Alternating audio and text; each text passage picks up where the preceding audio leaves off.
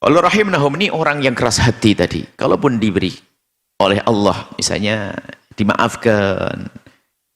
Wa kasyafna ma bihim min dur, misalnya kalau ternyata ada musibah yang datang kepada mereka. Itu seperti kisah pada zaman Nabi Musa. Itu setelah mendapatkan musibah. Mulai dari kodok yang merusak cara hidup mereka, bermacam-macam musibah. Itu setelah sembuh, setelah beres, itu lupa. Ngelanggar lagi, kurang ajar lagi kepada Allah. Jangan sampai kita juga seperti itu. Biarpun kelasnya orang lupa itu macam-macam ada. Di saat diberi penyakit, diberi hukuman oleh Allah pun ada yang tidak sadar. Karena begitu, menantang Allah. Ada model kalau orang zaman kita ini mungkin di saat sakit langsung Allah, Allah, Allah. Sendiri rumah sakit itu tidak berhenti zikirnya. Ya, berarti jangan-jangan baiknya dia biar sakit terus, biar zikir terus kepada Allah. Kalau sudah selesai sembuh, lupa lagi kepada Allah. Itu masih lumayan, masih ingat kepada Allah di saat dia mendapatkan ujian. Tapi mereka ini, di ambang kehancurannya masih menantang Allah. Di ambang kehancurannya. Bagaimana Abu Jahal? Lihat, Abu Jahal lebih gede daripada Fir'aun. Fir'aun itu saja di saat tenggelam di laut, dia masih tobat minta tolong, tapi sudah nggak diterima. Kalau sudah nyawa di tenggorokan, tobatnya tidak diterima. Makanya nyawa kita masih aman, makanya sempat bertobat kepada Allah. Tapi Abu Jahal bagaimana, lihat? Ini kan imamnya orang-orang ini Abu Jahal. Di saat mau mati, lihat, mau dibunuh itu, dia masih menantang Nabi Muhammad. Kepada sahabat yang akan membunuhnya, tolong titip pesan kepada Muhammad. Aku akan jadi musuhnya sampai kapanpun. Baik. Mau mati masih nantang. Sampai Nabi pernah menyebutkan Fir'aun akbar min Fir'aun Musa. Aku punya Fir'aun namanya Abu Jahal. Lebih gede daripada Fir'aunnya Musa. Fir'aunnya Musa jerit ketakutan. Tapi Fir'aunku masih nantang. Nah, ini. Fir'aunku masih menantang. Lain. Kok sampai seperti itu? Kenapa itu? Lihat itu loh. Jangan sampai sifat-sifat Abu Jahal juga pada kita. Ini ayat untuk kita jadikan bahan renungan, lalu untuk membaca sejarah, membaca kejadian di sebuah Al-Quran, lalu membaca diri kita. Ternyata kalau kami merenung itu kita hanya bisa bersyukur. Alhamdulillah, Alhamdulillah, masuk Islam, mudah, ngaji gampang, nggak ada yang larang. Ngaji begini pun di sebuah tempat ada yang dilarang loh, dia sembunyi-sembunyi, ayo. Digebukin ada. Nah kita sudah tinggal hadir.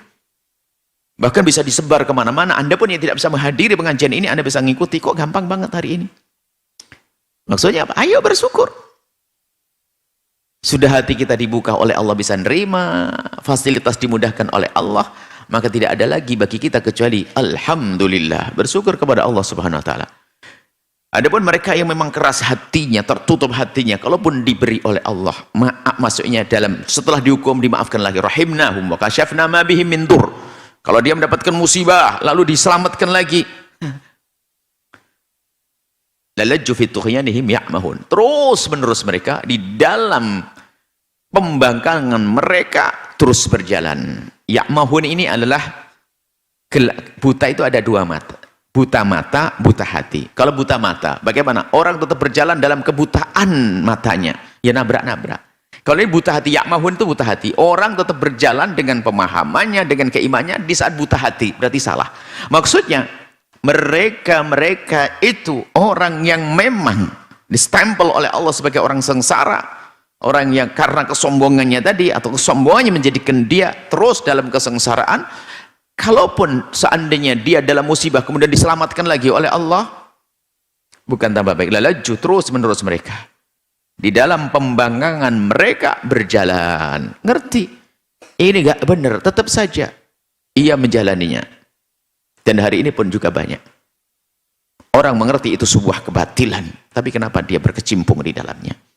Bicara tentang ilmu, kayaknya dia berilmu kok. Dia sekolahnya tinggi, ngajinya juga lama. Pendidikan agamanya tinggi dia. Akan tapi kenapa dia melakukan keharaman yang itu?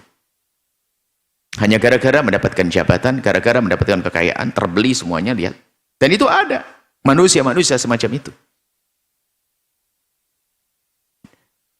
Jadi kalau ya'mahun, tughyanihim ya'mahun ini adalah memang buta hatinya dan dia menjalani hidupnya, keyakinannya ngikuti kebutaan hati. Lah buta hati kan nggak tahu.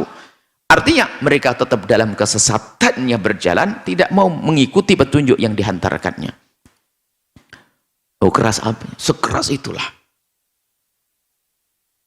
Lagi-lagi kita hanya bisa bersyukur saja.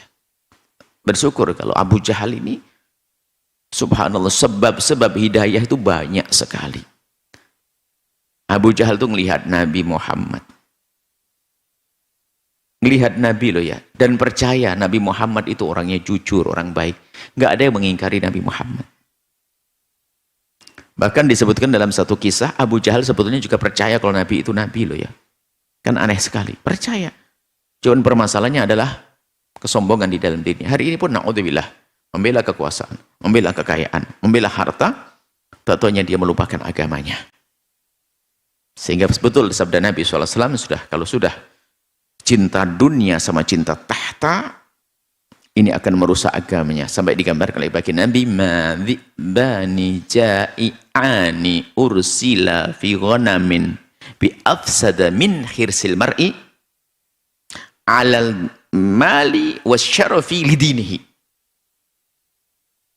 Jadi kalau ada dua serigala yang dilepas, serigala lapar yang dilepas, dua serigala lapar yang dilepas di gerombolan domba-domba. Suruh membayangkan Nabi di saat membuat contoh itu, contoh yang tajam. Serigala itu sudah serem kalau ketemu domba. Apalagi serigala lapar. Sudah lapar ada saingannya, dua.